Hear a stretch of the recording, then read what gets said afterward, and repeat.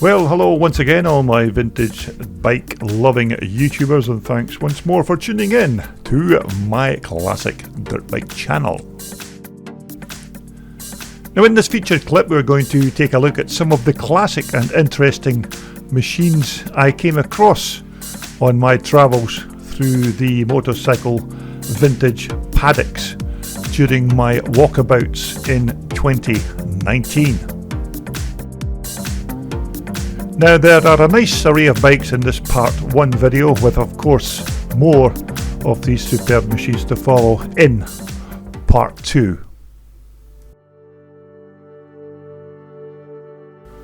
And so, just to get us underway, we're going to start with Kenny Harper's very nice 360 CZ, and this particular clip was taken at Finhaven in Forfar at the start of the season in the end of March in 2019. Now, Kenny was normally a Bultaco rider, but for this 2019 racing season changed to this lovely CZ as his race bike for the new year. Now, this was Kenny's first ever time out on this CZ, and when I was talking to him in the paddock at that time, he said he couldn't wait to try the bike on the track. Now, these CZs are becoming increasingly popular for classic racers in the classic and vintage scenes up and down the UK, and these 360 CZs in particular are very much sought after. Now, of course, Kenny's bike here is a 360 twin port, although in this particular case Kenny's twin exhausts from the cylinder come out and go into a single tailpipe which exits the bike on the left hand side. Whereas, of course, normally these bikes would have a silencer and tailpipe down either side of the chassis, but although this is a more modern interpretation fitted to these CZ machines. Some very nice parts on Kenny's bike, with one of those slick shifters on the gearbox as well to eliminate that long throw that these CZ bikes have, and this slick shifter just makes the gearbox change quite similar to a Japanese machine. But that's Kenny Harper's very nice 360 CZ. Okay, next up we're at the Thornhill Scramble in July of 2019, and we're looking at Callum Wilson's lovely 1974 Honda CR250M Elsinore. Now, Callum has ridden a variety of classic machines during his vintage racing career, including big 510 Husqvarnas, etc. But Callum told me that since he has bought and taken delivery of this lovely little Elsinore, he says he's enjoying his vintage motocross racing immensely, and every time he steps off this little bike, he says he has a great big smile on his face that this little bike is so much fun to ride and very quick. Of course, these little Elsinores were made famous by the big Grand Prix motocross event at Lake Elsinore in California, and these bikes have got a huge following over in the United States, and they're beginning to gain popularity also over here in the UK. Now, it's a very nice and quite original looking little machine with those magnesium cases on the engine side, but these bikes are very quick and turn on a dime basically, and just so light and flickable to throw around, and just almost make the perfect classic racing bike. But ever since the close of the 2019 racing season, Callum can't wait to get this bike out again next year. So that's Callum Wilson's CR250M Elsinore. Okay, now this next machine was a bike I captured at the same event at Thornhill in July 2019. Now this is a brand new remanufactured 1974 580 CCM. Now these bikes are built by Joe Maxwell Engineering from Dumfries in Scotland, and this particular bike was here awaiting delivery to its new owner, Irishman John Griffis. Now John was coming along to this event from Ireland to take possession of his brand new machine. Now John did manage to try this bike out on the track before he left to take the bike back to Ireland, and managed to take a second place finish on this bike the first time the bike was put on the racetrack. Now John races many different types of machines over in his native Ireland, including one of Cecil Pearson's lovely Jap scramblers. So John couldn't wait to get his 580 CCM back across to the Emerald Isle. So there you have it, that's John Griffis' 1974 580 CCM. Okay, next up we're in Bangor in Northern Ireland for the Cecil Pearson Charity Scramble, which was held in June. Now these two lovely Husqvarnas are the property of Adrian Lapin. Now this is just a few of the fantastic machines that Adrian has in his collection. Now one of these Husqvarnas is Adrian's race bike, while the other will be raced by Irish motocross legend Tommy Merton.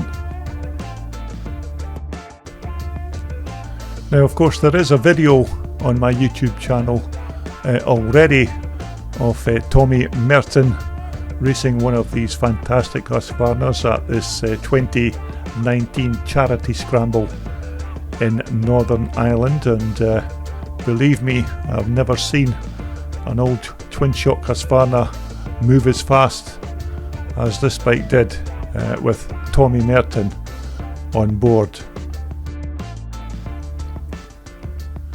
But there's still a nice pair of Husqvarnas, and as you can see, the weather in Northern Ireland in June was absolutely superb. And if you ever get a chance to come along to the charity scramble, which is held in Bangor in June each year, then do get yourselves along, because it's a fantastic weekend of classic racing.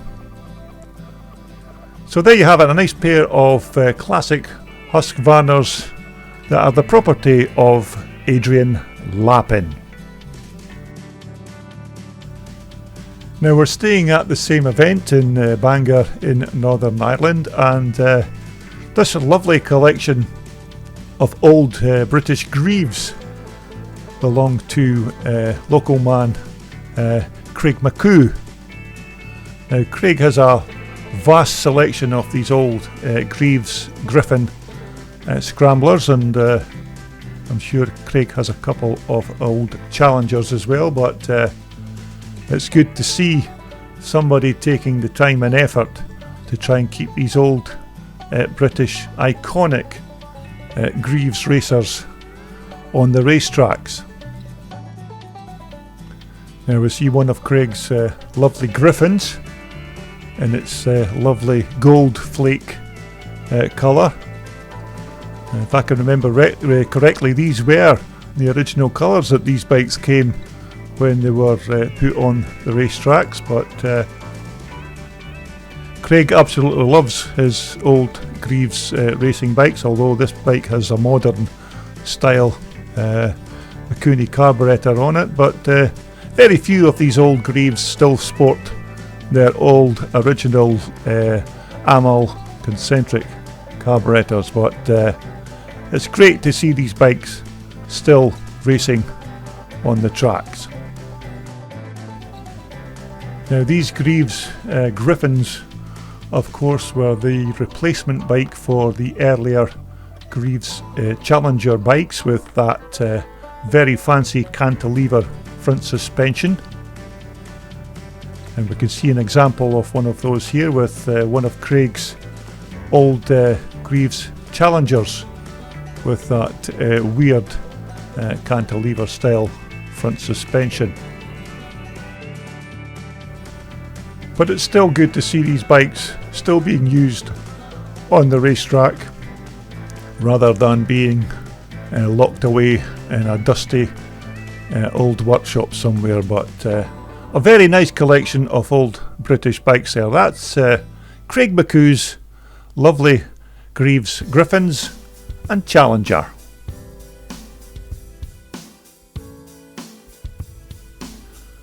Okay, next up we're going to the Revival Scramble in August of 2019. Now this lovely machine belongs to Gary Warr. Now this is a very rare bike, and you very seldom see these machines racing on the racetracks these days. This is a 1974 OSSA 250 Phantom.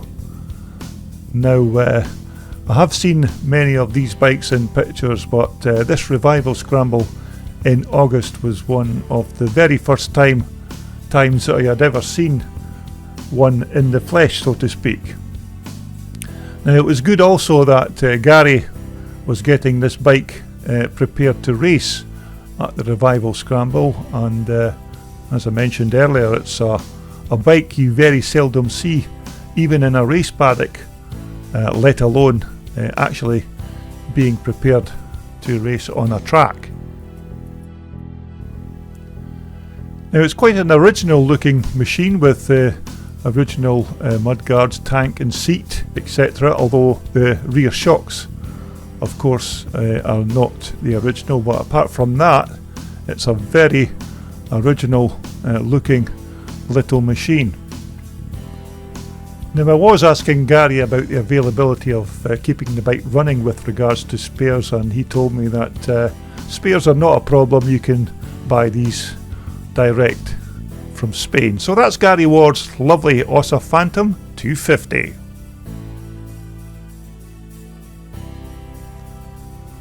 Now the same event once again, the Revival Scramble in August of the same year, of course, and the bike we're looking at now is Irishman Trevor Calderwood's very nice looking Monda.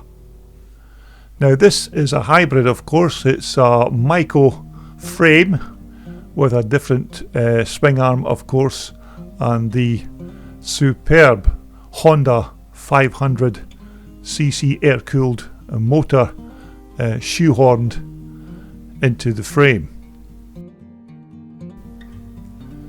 Now of course you're immediately thinking to yourself, why did he not just buy a CR500 Honda and not have to do all this engineering work? But as well you know, the 490-81 Maku chassis is still regarded as one of the best handling twin shock motocross chassis of all time, so I think Trevor's thinking here was to combine the superb 81 Maku chassis with possibly one of the most powerful and best engines from the Japanese era at that time, the CR500 Honda motor.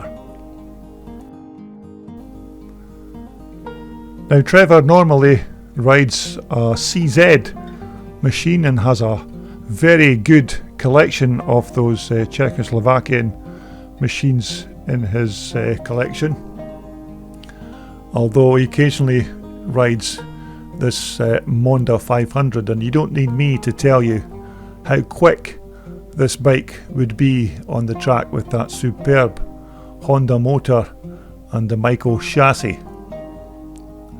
And it was certainly going to get put to the test over this particular weekend because that it was very wet, and it was going to test this big Honda to the limit. So that's Trevor Calderwood's 500cc Monda.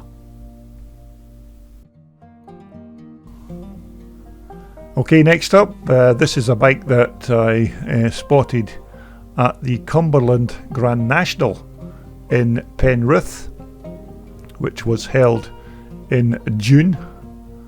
Now this is Ian Stanton's 1979 520 CCM. Now of course it's not an original bike from that particular year, but it is a remanufactured CCM. Now the chassis is supplied by, once again, Joe Maxwell at Joe Maxwell Engineering in Dumfries, and Ian then took the chassis and fitted all the other ancillary parts, including the engine and the other bits and pieces to it.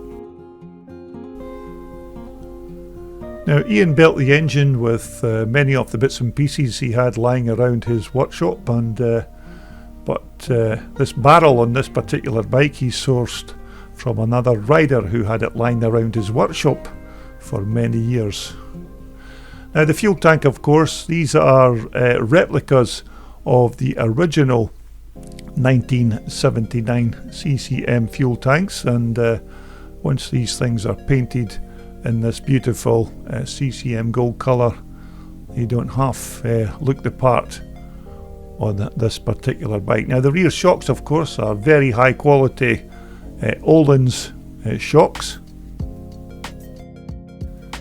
But when it comes to the front end of the bike, believe it or not, these front forks and yokes are from a 1986 CR250 Honda.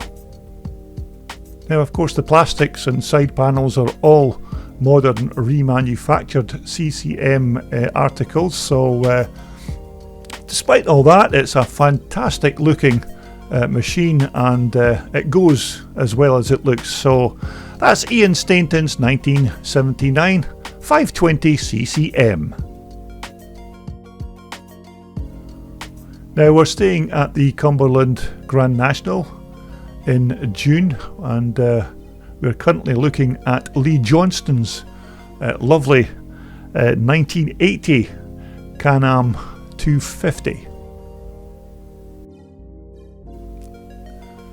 Yet again, these 250 Can-Ams are a bike you very seldom see on the racetracks here in the UK.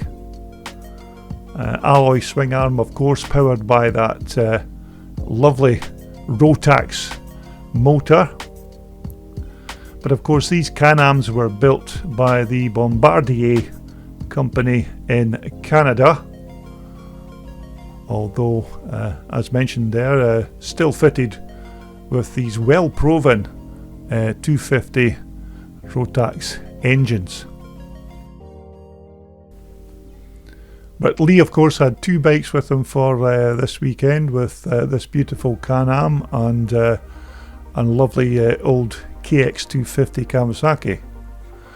But this is a very rare and quite an unusual bike to see at a classic scramble event in the UK. As mentioned earlier, you very seldom see these bikes racing on racetracks in the UK.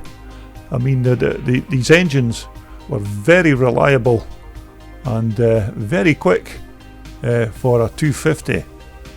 But yet again, another one of these bikes that it's still good to see them being used on the racetracks. So that's Lee Johnston's Can-Am 250.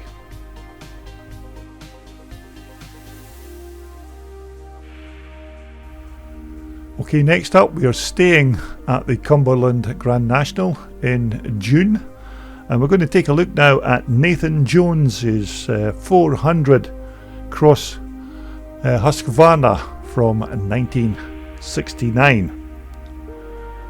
Now, of course, these bikes were a personal favourite of Hollywood bike nut Steve McQueen, and the rumour has it that Steve had a few examples of these 400 Huskies in his own personal collection. Of course, when he starred in that documentary of that iconic movie On Any Sunday, these 400 Cross machines were one of the bikes that Steve could be seen to be riding in that film documentary. But Nathan's bike here is still well turned out. Of course, not 100% original machine, with yet again different shocks on the rear, but nevertheless a fine example of one of these iconic Husqvarna machines. Now, this Cumberland Grand National event, which is held in Penrith in June each year, is another must-do event if you're into your classic dirt bikes. A very nice array of machines at this event, and some fantastic racing over the weekend. So it's good to see that Nathan has also kept his Bing carburetor on his particular bike, and hasn't gone for a more modern Japanese equivalent. So there you have it. That's Nathan Jones's 1969 400 Cross Husqvarna. Okay, next up we're at a Scottish Classic motorcycle racing event which was held in Penrith in September. Now, this particular bike we're looking at is Philip Witham's beautiful 360 Voltaco Persang. Of course, this is just one of Philip's race bikes. Philip also races a beautiful Cotton Triumph 500, which I have featured on my YouTube channel before, but this is just another one of Philip's beautiful race machines. Now, back in the 1970s, if you were a motocross racer, one of these Voltacos would probably have been the bike of choice for all racers, but in this modern day, these Voltacos are machines that you very seldom see in the classic and vintage race events here in the UK, but it's still good to see that individuals like Philip, and indeed our very own Derek Macaulay, who is another Scottish rider who races nothing else but these beautiful Voltaco machines. But Philip's bike is a beautiful example of one of these Spanish Voltacos, and I must admit it looks beautiful in the Penrith morning sunshine in September. So another classic for you there. That's Philip Witham's beautiful Voltaco 360 Persang. Okay, we're staying at the Scottish Classic event at Penrith in September. Now, the bike we are looking at here is Terry Kennedy's Rotaco. Now, this bike is a hybrid, and it's a mixture of a 1980 Alpha 1 Maku frame mated to a 500cc Rotax motor, and hence the name Rotaco. Now, although Terry owns the bike, Nigel Sowerby is the bike's pilot, and Nigel also races a 490 Maku and occasionally jumps on this bike of Terry's to give it a blast round the track. Now, you don't need me to tell you about that big 500cc Rotax motor with its belt driven camshaft. You get loads of power off these big Austrian made Rotax engines, and Nigel goes very well on this big 4-stroke machine. Now, I can say with good justification that there is certainly not another machine like this at a classic event around the UK, and this is a very unique motorcycle that Terry has put together. Now, this bike is quite quick to say the least on the track, although Nigel says the bike still has its little idiosyncrasies, but it's still a decent old bike and can fairly hustle around the track. So there you have it, the first batch of bikes from around the paddock in 2019. Look out for part 2 coming quite soon. And once again, thanks for watching, and I'll see you again very soon. This video was brought to you in association with World Sport, the world's #1 supplier for all your off-road and leisure sportswear. Just visit their online website for more details.